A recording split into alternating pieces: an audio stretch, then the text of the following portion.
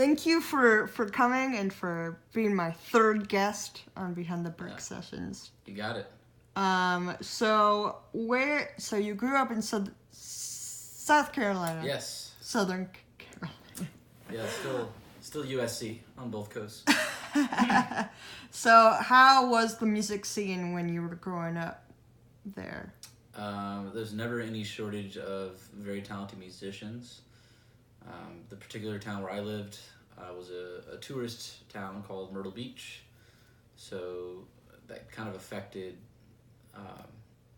the venues that were available because tourism was the driving force for the economy there. So resorts and restaurants and cover music was very, very popular and very much in demand, especially in the summertime. So for original music, the venues were kind of scarce, and when they did pop up, they would sometimes last for maybe a year and a half.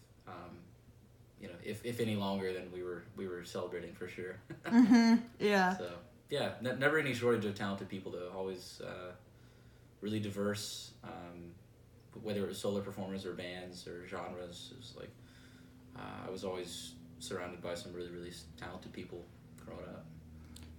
Nice. Like, what kind of venue, like, back home did you go to on, like, a regular basis? Oh, yeah, that's easy. I went to, so the one that I'm going to mention is the one that's somehow stood the test of time, but there's a venue out there called Fresh Brewed Coffee House.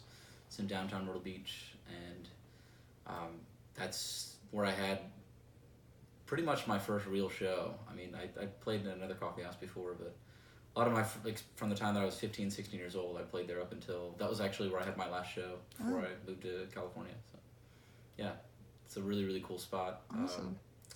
Yeah, they kind of double as music venue, event space, ministry, nonprofit. They serve the homeless in the community. So I think awesome. Because they have their hands in a lot of different pies like that, they're kind of like they kind of become like an epicenter for the community as opposed to just offering say, original music. They kind of offer many things that keep them afloat. So. Yeah. Wow. Yeah. That's a good business. Yeah. Yeah. So you moved here during Easter time, right? Yeah, just before Easter. Mm-hmm. So you played, we've talked before. So you played like 50, 60 gigs so far. At least 50 gigs. At least. And that's, I can't pretend like, I can't take credit for all of that by myself at all. I might be an indie artist, but I've not done any of this on my own, not independently. But I went to a songwriting retreat up in Ben Lomond, which is in Santa Cruz County. Okay. It was actually put on by a woman that lives here in Studio City. Oh. Her name is Judy Stakey. Oh, okay. So she put on the songwriting retreat. I went to that, and I got connected with a pretty large network of songwriters, musicians, kind of all over, all over the U.S., outside of the U.S., like England, Australia, Mexico. But that's really what kind of, I would say, accelerated the opportunities for me, because like I put your foot in the door. Yeah, I met so many talented people that had already kind of been playing around here, so that's a huge help. I don't feel, I'm not quite sure that anything would have happened as quickly otherwise, because I moved here, let's see, my first like full week in California was like maybe the first week of April, and like by July I was already playing in Fullerton and Long Beach and Tustin, Irvine. It's just kind of gnarly. That is gnarly. Yeah. That's incredible. Yeah. What was your first venue that you played here? Oh gosh, it was in California or in LA?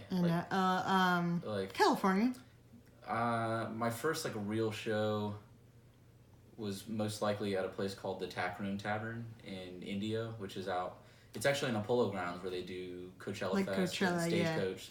So that when those festivals aren't happening, they still have venues and businesses that operate on that property. Yeah. So my first real show, thanks to my buddies David and Lance, they're local musicians out there in Coachella Valley. they hooked me up with like a kind of a songwriters showcase event at the Tackroom Tavern in Indio. So Awesome. yeah, I should check that out. yeah, it's a cool spot. Yeah, I've never been to India, so. I would go now if you're like, or just before like April. If Yeah. You want to go because you're not gonna enjoy it after that. Yeah. Yeah. Yeah. I feel you. So what were your, like, going back to your childhood a little bit, your musical influences growing up? Yeah. Kind of all over the place. I had an aunt who she kind of influenced me in a lot of different directions. So I think it's because of her that her name is Jacqueline. She was a huge Elvis fan. So I became a really, really huge fan of Elvis Presley as a young kid. Then she also listened to Boyz II Men.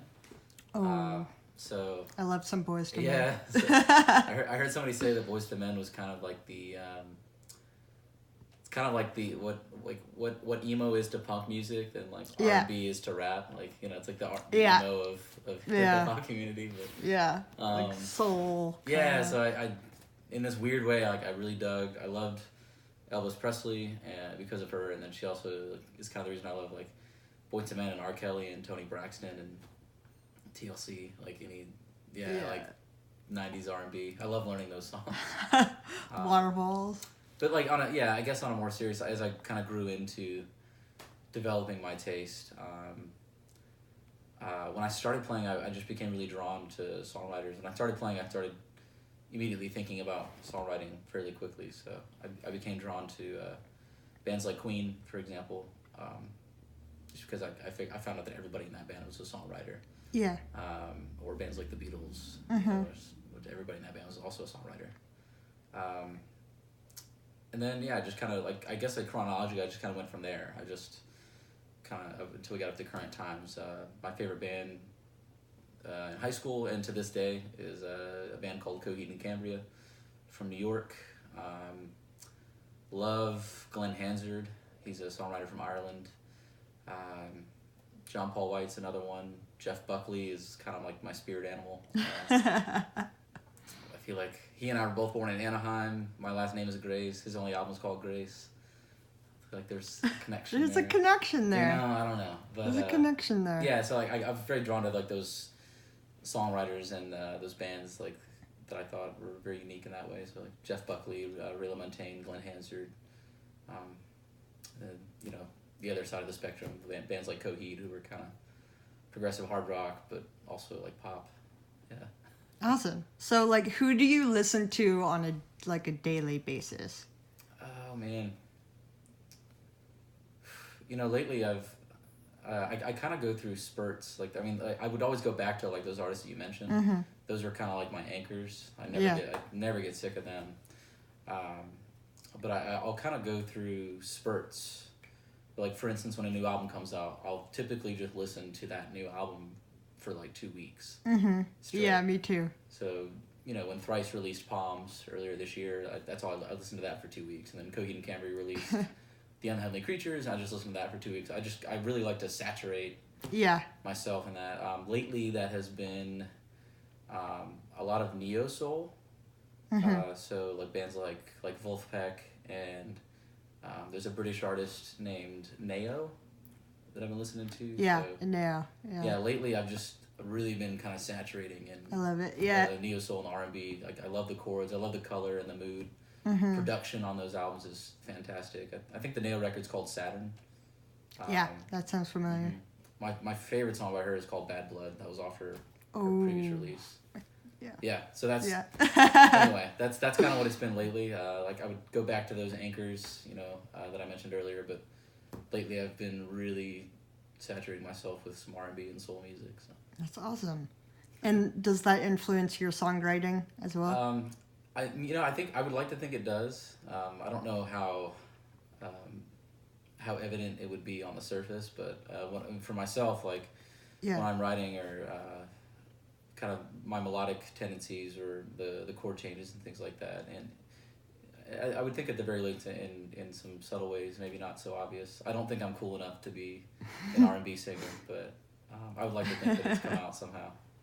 Yeah. Yeah. Yeah. So what other things have influenced your sound and your songwriting? Apart from music, a lot of I'm really influenced by like storytelling and specifically like telling other people's stories or making small things big, things that people might look over or ignore. I kind of like dragging that out of the cave and giving it some life. So, and for me personally, for the past 5 years, a lot of my lyrical content's been inspired by my faith, my understanding, my relationship with God. So, the last album I released was a concept album based on the book of Job, which was a really fun, heavy task, but yeah. Yeah, I would think so. Not the most, not everybody's first choice, but it became like my favorite. I was really drawn to that story in particular. So yeah, that's there's kind of an overarching melancholy of I'm really drawn to the tough stuff, the difficult, the taboo, the things that maybe somebody doesn't want to talk about. So that's, and yeah, so like the Book of Job, for example, like that's, I'm not really selling that to like a car commercial or like anything like that. So how long did that take you to develop and write? Oh wow, it almost never came out. So for the whole process, like writing and conceptualizing and kind of story mapping it out. It's probably over the course of like a year and a half or two. Wow. And I was just really going to the text, reading several different translations, kind of trying to understand some of the cultural norms, like why, why somebody would shave their head, if in the story, his kids are killed and he shaves his head, and I didn't realize until I looked into it that at that time that was an act of mourning. When somebody lost somebody or they loved somebody, it was like, all right, I'm gonna look this up real quick. Oh my You can God. keep this or you can make it a blooper. We should make it a blooper. I should make it a blooper. Oh man, let's see. Take me through it. Who? I just listened to it. You just listened to it? I mean, I just listened to her Christmas record. Oh, okay. Oh, it's bugging me. Yeah, what's her name? The way I am. Alright. We're getting the loading bars. Take me the way. This is kind of, you can sing it, right? Like, yeah. You'll get a Rogaine when you lose your hair. The way you call me, baby. You take me the way I am. Oh, gosh. Oh, this is... do you experience anxiety like that? I am.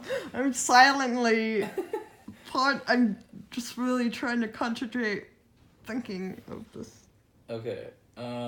Poor woman. Like, I can't even think of her name.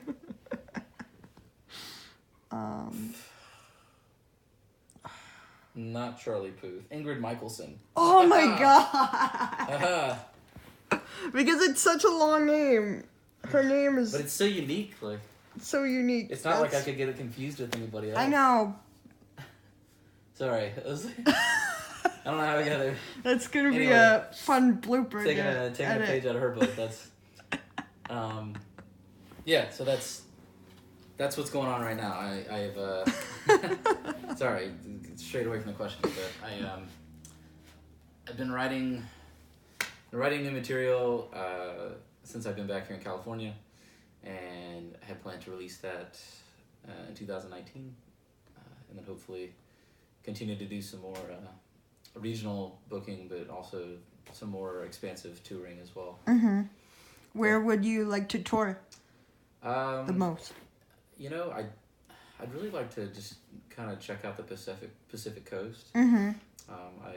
I had a tour booked up to Portland and back earlier this year. However, I had to cancel because my car broke down like the week before I was supposed to leave. Oh my God. That's such a bummer.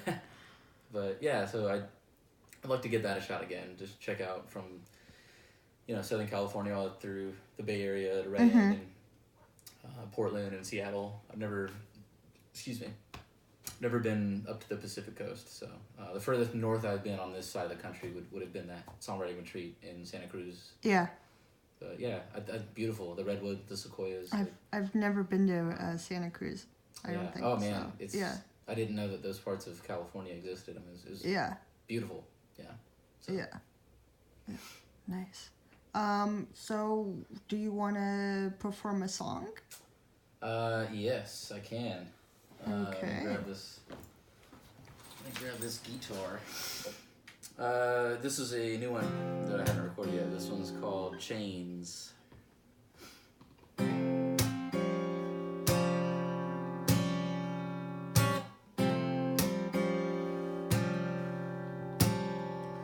Give me more than a moment. I want something real. Keep me where I can hold it. Give me something I can feel. Can you hear me? Does my voice sound distant or strange? Tell me clearly, how much can one man sustain? 'Cause my heart's tied up in chains.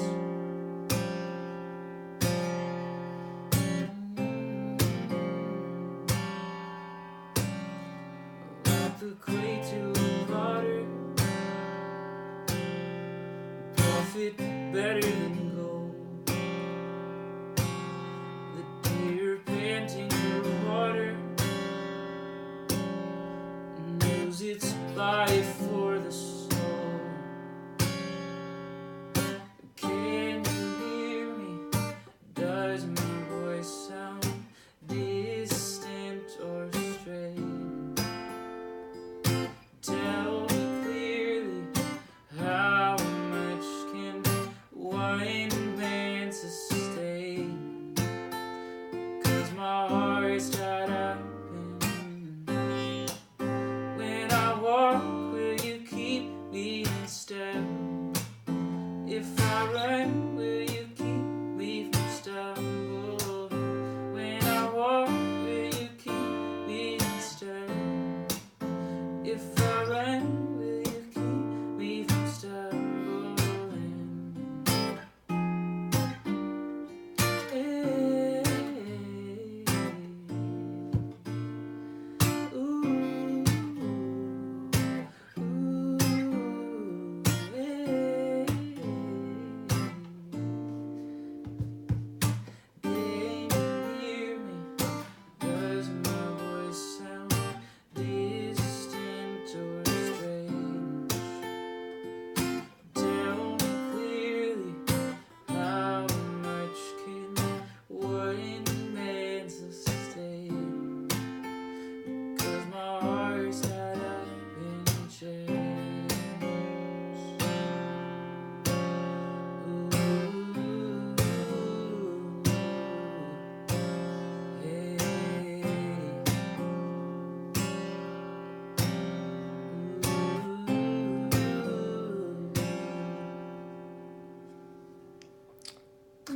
Wow. That was so good. Yeah, Nice. thanks. Thank you for being on Behind the Brick Sessions, first of all. My pleasure. And yeah, let's get ready for this gig. Let's go do it. Cool. Play that one again.